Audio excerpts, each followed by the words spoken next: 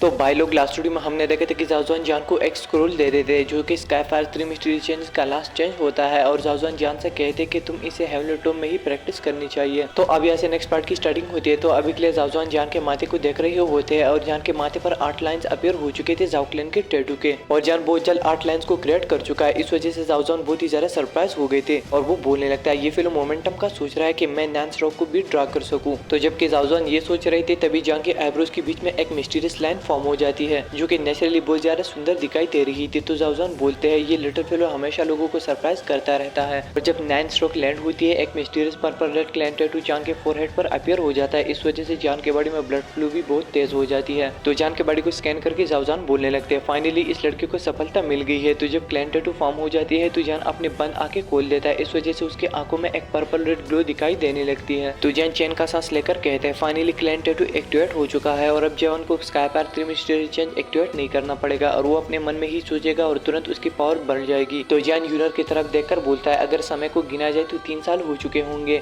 तो जान के वर्ड सुनकर यूनर स्माइल करके बोलते हैं 3 साल मुकम्मल होने वाले हैं, अभी भी 5 दिन बाकी है और फिर हमें ऑटोमेटिकली टेलीपोर्ट किया जाएगा। तो ये सुनकर जान नोट कर देता है और वो थोड़ा सा खफा हो जाता है क्योंकि 3 साल इतने जल्द गुजर गए और उसको अपने ट्रेनिंग का पता भी नहीं चला कि यहाँ पर मैंने कितना ट्रेनिंग कर लिया और यहाँ पर आना जान के लिए बहुत ही ज्यादा फायदेमंद था। सबसे पहले उसे अपने क्लैन का ब्लड लाइन मिल गया और साथ में अपने एंसेस्टर से मिलने का मौका भी नसीब हो गया वगैरह वगैरह। तो 5 दिन गुजर जाते हैं। तो जाओजुआन जान और यूनर के सामने खड़े होते हैं और तभी वो कहते हैं आप लोगों के जाने का वक्त आ चुका है। टाइम वाकई बहुत तेज चलती है और जाओजुआन थोड़े से मायूस हो जाते हैं क्योंकि वो फिर से जिंदगी भर के लिए तनहा हो जाएंगे हेवनली टॉम में। तो जान खामोश हो जाता है। फिर वो जाओजुआन से पूछता है एंसेस्टर क्या आप इसी तरह फ्यूचर में भी एग्जिस्ट करोगे? तो जाओजुआन चैन का सांस लेकर बोलते हैं ये एक दूसरे फॉर्म में सर्वाइव होने का तरीका है, हम इसे हेवनली टॉम से निकल कर नहीं जा सकते हैं वरना फिर हम हमेशा हमेशा के लिए फना हो जाएंगे। हम सिर्फ इसी तरह ही जीवन गुजार सकते हैं और तन्हाई का साथ जिंदगी गुजारते हैं। तो जाओजुआन के ये दर्द भरे वर्ड सुनकर जान बहुत ही ज्यादा खफा हो जाता है और वो और यूनर ने यहाँ पर 3 साल गुजार दिए। उन्होंने एहसास हुआ कि यहाँ पर टाइम गुजारना कितना कठिन है और जाओजुआन बेचारा यहाँ पर हजारों सालों से अकेला है। तो जान जाओजुआन से पूछता है क्या आपको बचाने का कोई रास्ता है? तो जाओजुआन स्माइल करके बोलते हैं मुझे पता है कि तुम एक अल्केमिस्ट हो, कुछ हाई टियर पिल्स एक मरते हुए बंदे को बचा सकती है, लेकिन मैं एक अधूरा सोल हूँ जो कि हजारों साल पहले मर चुका है। तो जाओजुआन जान के कंधे पर हाथ रखकर बोलने लगते हैं लिटिल फेलो अगर तुम अपने दिल में टेरेबल फील कर रहे हो तो तुम्हें अपना जी जान लगाकर डाउडी में ब्रेक थ्रू करना होगा और अगर तुम उस लेवल तक पहुंच पाते हो तो तभी मुझे रिस्क्यू करने का थोड़ा सा उम्मीद पैदा हो सकता है और अभी के लिए इस हालत में मुझे रिस्क्यू करने के बारे में सोचना बिल्कुल बेकार है। और जाओजुआन एक गहरी सांस लेकर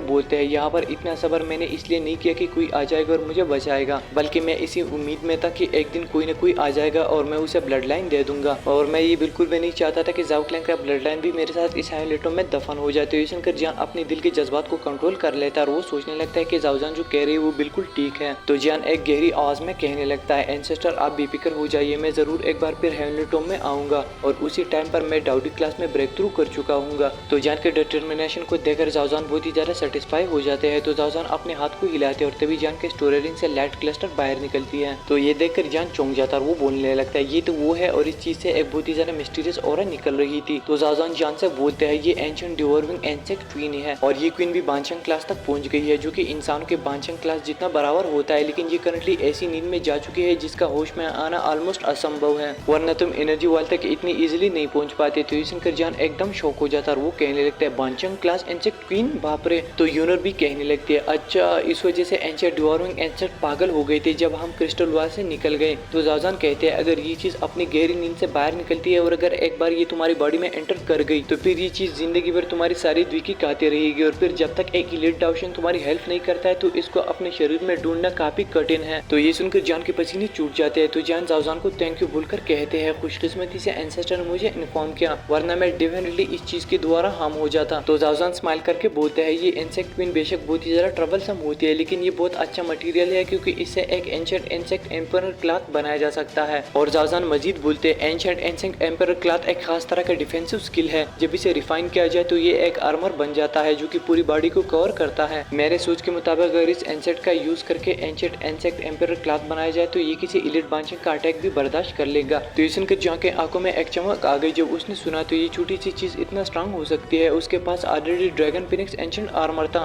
अगर ये एंशिएंट एम्पर क्लॉथ भी ऐड हो जाए तो शायद वो किसी इलीट बांचंग का अटैक भी सर्वाइव करके जाएगा। और जाओजुआन जान से मजीद बोलते हैं टेंशन मत लो, इसको रिफाइन करने का काम मुझे दे दो, तुम्हारे जाने से पहले मैं ये एंशंट एम्परर क्लॉथ तुम्हें दे दूंगा। और जाओजान जान से कहते हैं पर अभी तुम्हें एक और इम्पोर्टेंट काम पे फोकस करनी चाहिए। तो जान कहता है कौन सा काम? तो जाओजान कहते हैं हुन क्लैन के 2 लोगों को खत्म करना। इतना बड़ा नुकसान होने के बाद ऐसे ही छोड़ देना सही नहीं है। तो जाओजान हल्का सा मुस्कुरा कर कहते हैं जाओ फैमिली का बंदा इतना सॉफ्ट नहीं हो सकता। हुया और हुनली हो जान के आंखों में से थोड़ी गर्व सी आ जाती है और जान जाओजान से कहने लगता है मैं उन दोनों को कैसे भूल सकता हूँ, पर प्रॉब्लम यह है कि मुझे ये नहीं पता कि वो दोनों इस वक्त छुपे हुए कहाँ है। और अभी के लिए जान की पावर अब काफी ज्यादा बढ़ चुकी है। अगर वो हुया और हुनली के सामने आता है तो वो दोनों का बिना स्काईडेवन पपेट की बुलाई ही आसानी के साथ खत्म कर सकता है। हेवनली टॉम में अब सिर्फ कुछ ही लोग जिंदा थे। ये जगह खतरनाक तो नहीं थी, लेकिन अगर यहाँ पर वो दोनों मर भी जाते तो किसी को पता भी नहीं चलता। सच में ये जगह किसी को खत्म करने के लिए एकदम परफेक्ट है। जब तक वो दोनों हेवनली टॉम के अंदर है मेरे सेंसेस से नहीं बच सकते। जाओजान ने हल्का सा मुस्कुराया, उसने अपना हाथ हिलाया और उसके सामने वाली स्पेस में एक पोर्टल खुल जाती है। जान ने अपना सर हल्का सा हिलाया, उसके होंठों पर एक ठंडी खौफनाक मुस्कुराहट थी। उसने कुछ नहीं कहा, सीधा आगे बढ़ा और स्पेस क्रैक के अंदर चला गया। यूनर भी तुरंत उसके पीछे चल गई। जाओजान ने दोनों को स्पेस क्रैक में गायब होता हुआ देखा, हल्का सा स्माइल किया। ये ट्रेनिंग जान के लिए एक आखिरी टेस्ट था। इस सुनसान जमीन में एक हल्की सी एनर्जी हवा में से तैर रही थी। कभी कभी कुछ एनर्जी बॉडी आसमान से गुजरती, बिल्कुल भूतों की तरह खामोश और अजीब। और फिर इसके बाद हम एक फिगर को देखते जो कि सिल्वर आर्मर पहना हुआ था, हवा में एक टूटे फूटे पत्थर के ऊपर बैठा था और उसके शरीर से एक पावरफुल एनर्जी निकल रही थी। ये क्लियर था कि ये एनर्जी बॉडी 9 स्टार लेवल तक पहुंच चुकी थी और उस वक्त ये एनर्जी बॉडी नीचे की जमीन को देख रही थी। वहाँ कोई भी इंसान नहीं था, लेकिन उसके साले एक्सपीरियंस की वजह से वो कुछ डेंजर फील कर रहा था। इस वजह से वो एनर्जी काफी देर तक अलर्ट रहा, लेकिन कुछ नजर नहीं आया। जैसे ही उसने हल्का सा रिलैक्स किया,